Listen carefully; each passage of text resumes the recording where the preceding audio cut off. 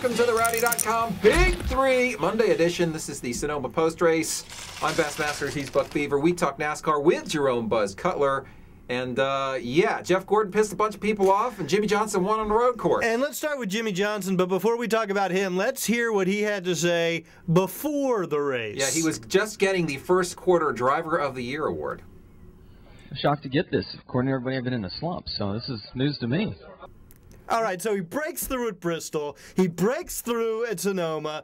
Neither place you expect him to win. What does this say about the 48? It says to me that this is one driven athlete, and his crew chief is the same damn way. These must be two of the most insecure people in the whole world because they are so driven they will not rest until they conquer everything and everybody. And I love how Jimmie, before the race, says, oh, I thought I was supposed to be in a slump. And he's joking, but you know, deep down, he's like, I got to prove these people, I got to prove to these people that I still got it. And he did. I mean, it's unbelievable. It is amazing, but I'm not too surprised. We knew he'd win someday on a road course. Yep. This guy's basically the best race car driver to have ever driven a stock car. That's well, come on, Buck. Come on. Seriously. He's not better than David Pearson. I'm sorry. I think he is. All right, let's not get into this debate right now. Phenomenal job. Phenomenal job. I just love the way these guys are so driven. It reminds me of Michael Jordan. You know, they'll take any little pretext to be offended. You know, bulletin board material, right. Cutler, you and I are talking about bulletin board material. They'll find any reason to be like, well, we got to prove them wrong. And a little lucky, and they're so driven and they're so competitive that they will go and win at Bristol. They will go and win at the road course. And let's not overlook Buck's point that he just made that, yeah, he still has that golden horseshoe firmly planted. Well, Marcus, what are you doing? Well, Buck, you know, I'm glad you mentioned that. Because that is issue number 2. Marcus Ambrose. Hold it right on your head. Just, no, hold it on top. On top of your head. There. Yeah. Actually, if you turn it the other way, I think it might. Hands. Oh, there you go. A little better. Okay. Just hold it right there. Okay. There we go. This is working rather well. Get a tight shot of that. Yeah. Oh, that's good.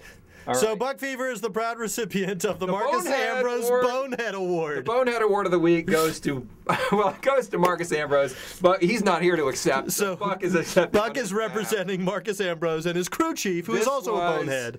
You know, one of these races, Marcus Ambrose. This hurts.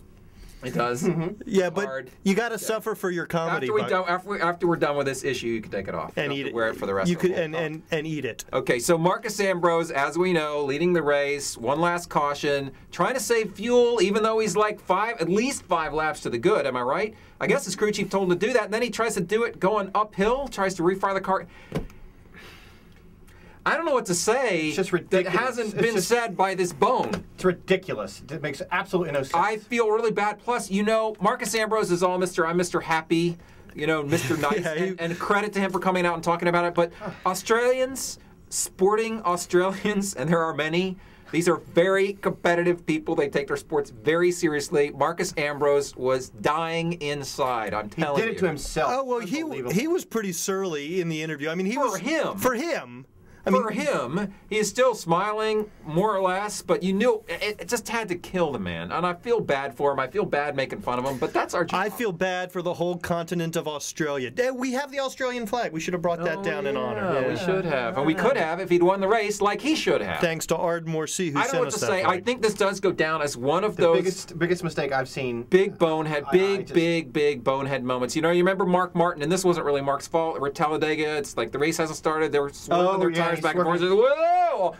You know, that wasn't really his fault, something locked up in the steering, but it just reminds me of that. It's just like, what the hell is going on? All right, let's move on to issue number 3. Jeff Gordon, man, I don't ever... What the hell? He was like a rookie out there. I don't know if he was a rookie. He was just punting everybody left and right. And he pissed off at least 5 guys. I know, and Martin Truex was like, I'm going to kick his ass, and then Jeff Gordon's like, I'm going to get my ass kicked. I mean it's unbelievable. Yes, and I think they both said, Truex and Gordon, that saying I'm sorry, which Jeff said, doesn't really do me any good. Especially when you consider that Martin Truex Jr. is in a fight, the fight of his life to make the chase here. And he's dropped a couple spots, and he was running, I think he was running second at the time, was he not? Second or third when he got punted by the 24 car? So, boy, that's... But look, what I find really interesting is Jeff Gordon doesn't usually do this. I mean, let's be honest. He had a bad race. So, for him to come out and say, yeah, I screwed up, I made a mistake, I shouldn't have done it, and for him to acknowledge that that's not good enough, it's kind of amazing that that really isn't good enough. Here's my question, though, and I'm not saying that the answer to this question is yes. But what I am going to ask is this. How much is Jeff Gordon pressing now? How much is he pressing to get that win? Not only that, but he watches Jimmie Johnson, who's taken over the mantle of 4 times, and oh, by the way, I did it 4 times in a row. Now Jimmie goes out and wins at one of the places where Jeff could at least say, well, I'm still superior, a road course. Jimmy's now, in his head. I'm asking, is he pressing more than he should be? Is he making more enemies than he needs when he gets into the chase? I'm just asking the question, Jeff. I'm not saying you are. I'm just asking the question. And I'm asking the question, what is left to be said on today's Rowdy.com Big Three? The answer is nothing. One last thing. No. Except come by Rowdy.com, you could say One that. thing. Denny Hamlin, great driving with the hood up. I mean, amazing.